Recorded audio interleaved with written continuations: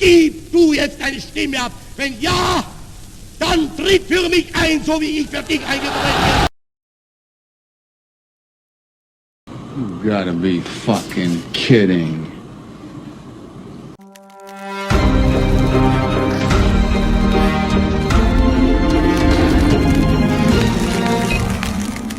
Hey, what's up, everyone? Jasbro Gonzo here. Another What's Next. How you guys doing?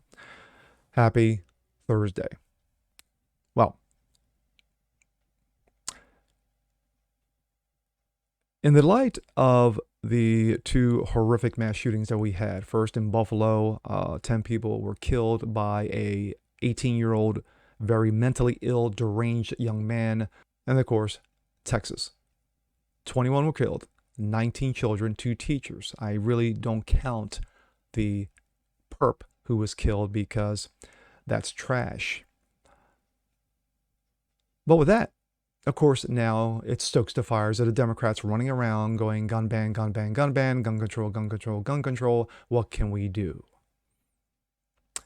We've got a number of countries over, let's say, the last 50 years. The most prominent, you had China's ban in 66, Australia's ban in 96, New Zealand in 2019, and of course now we have young little Justine Trudeau, Mr. Skirt Wearer himself, trying to flex his pathetic little muscles and destroying the Canadian citizenry in the process. But let's give you a little better background. This is out of Wikipedia. Mao Zedong, the General Mao Zedong, of course, who his death squads led to killing over 80 million of Chinese citizens during his regime, his reign. Quote, political power grows out of the barrel of a gun in 27 and 38, a sentiment that was maintained after winning the Civil War. The country's strict centralized stance on gun control was officially instated in the country in 66. It extended to 96 when the government banned the buying, selling, transporting of firearms without official permission. Now we go from that to this. This was Australia's ban. What can Australia's reaction to a mass shooting tell us about guns and gun control? And of course, this article was just the other day, May 29th. We're going to play a little bit. With that being said, I'm just going to jump right to the bottom of it. Quote, the hardest thing to do in politics is involved taking away the rights and privileges from your own supporters, Howard said. And of course, that was John Howard, then Prime Minister of Australia.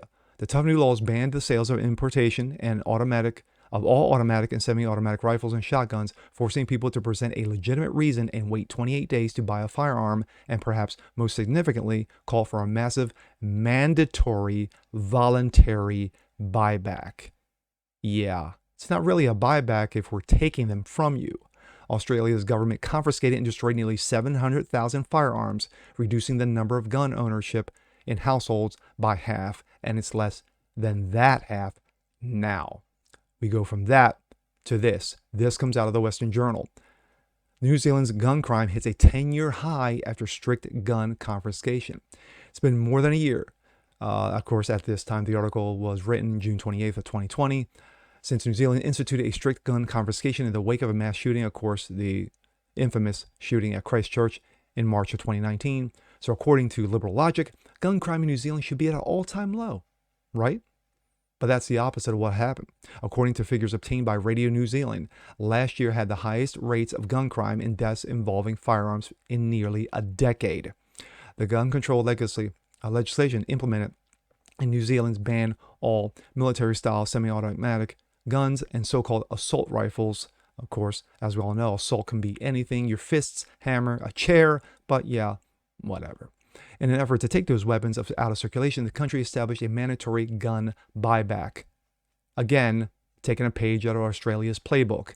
In 2014, before the implementation of gun control, New Zealand had a gun-related death rate of less than 1 per 1 million people. According to Radio New Zealand, the nation recorded 2.4 gun-related deaths per 1 million people in each of the past 2 years. So if the goal was to reduce gun violence, gun control is an epic failure, At the very least, gun control does very little to reduce gun crime. And now we go from that to the meat and potatoes. This comes out of Breitbart. Justine Trudeau moves to ban purchase and sales of handguns in Canada. Canadian Prime Minister, little Justine Trudeau, Napoleon Jr., has introduced a new bill to Parliament that would stop the import, purchase, sale of handguns, as well as prevent their transfer across Canada. In his government's latest move to restrict firearms and, of course, take away citizens' rights.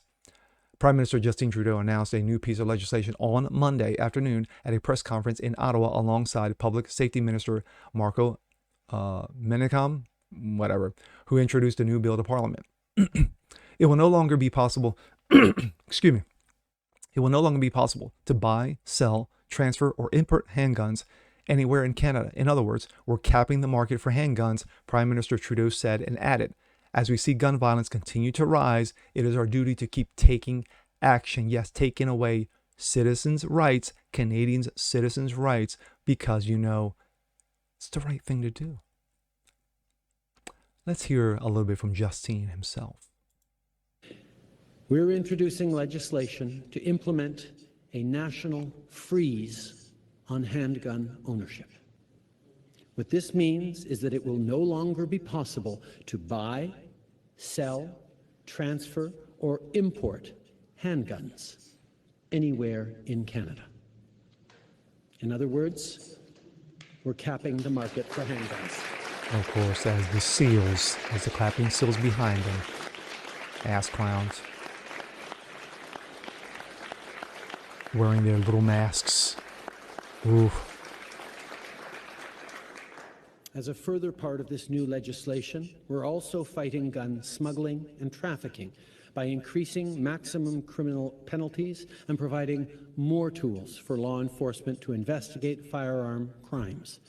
And we'll require the permanent alteration of long gun magazines so they can never hold more than 5 rounds. Sure. These are actions that doctors, experts, and chiefs of police have been calling for years.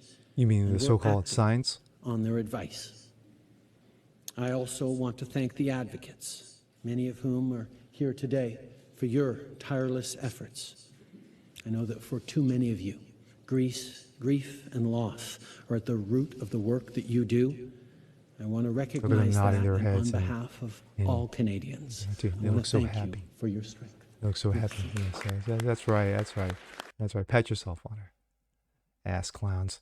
While Trudeau claimed the vast majority of Canadian gun owners are responsible, he added, but other than using firearms for sport, shooting, and hunting, there's no reason anyone in Canada should need guns in their everyday lives. Yes, God forbid someone breaks into your house.